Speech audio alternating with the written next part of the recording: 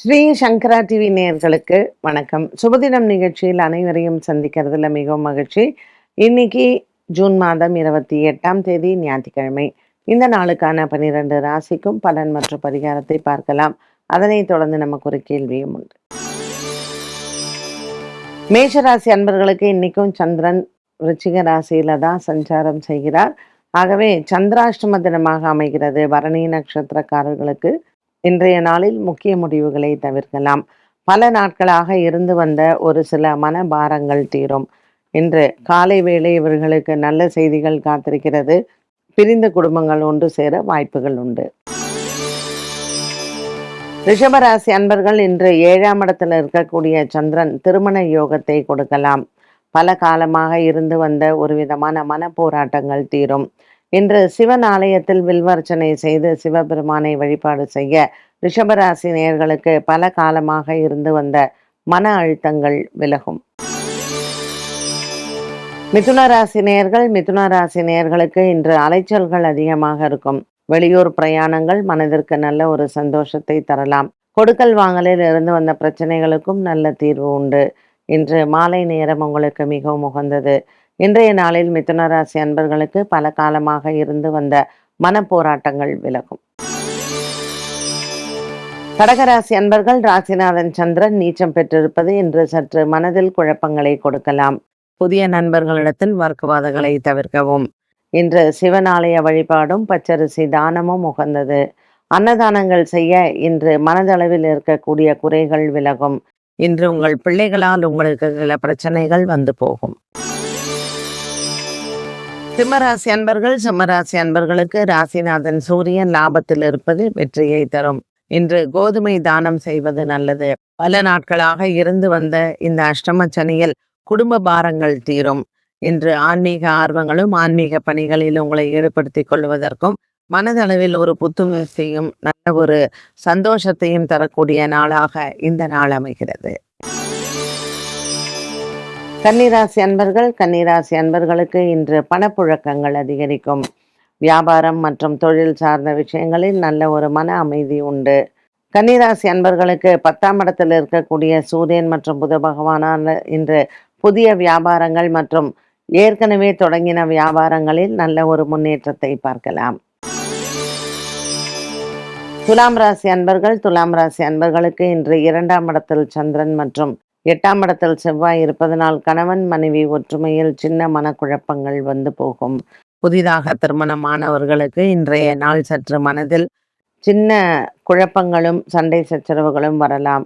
ஆகவே நாள் முழுவதும் இன்று நீங்கள் வாக்குவாதங்கள் இல்லாமல் பார்த்து கொள்வது நல்லது.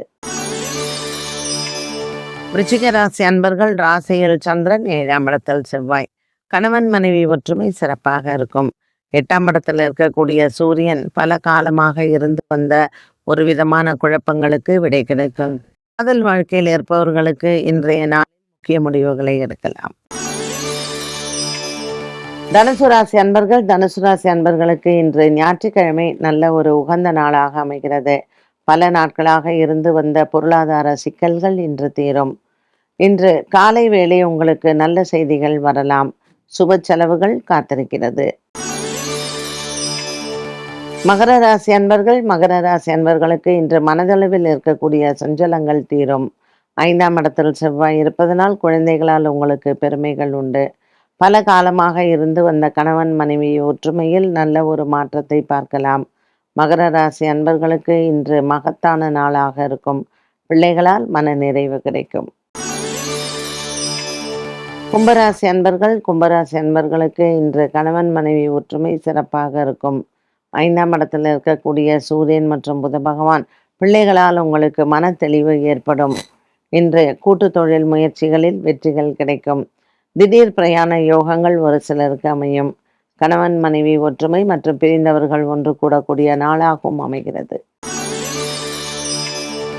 மீனராசி அன்பர்களுக்கு இன்று குடும்பத்தில் இருக்கக்கூடிய குறைகள் தீரும்.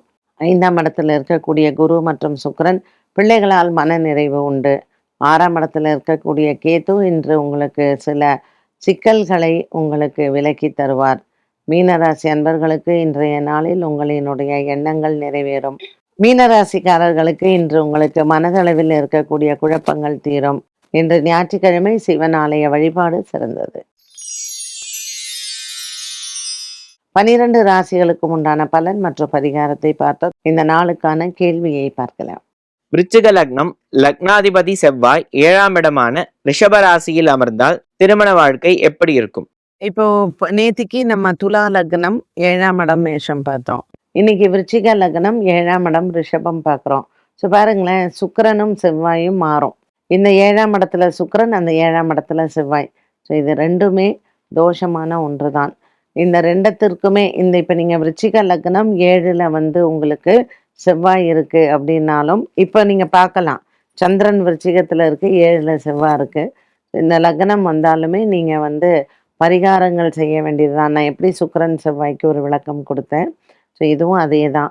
ரிஷபத்தில் செவ்வாய் தனித்திருந்தாலோ சுக்கிரனுடன் சேர்ந்திருந்தாலோ பரிகாரங்கள் செய்யாமல் திருமணங்கள் செய்யாதீங்க.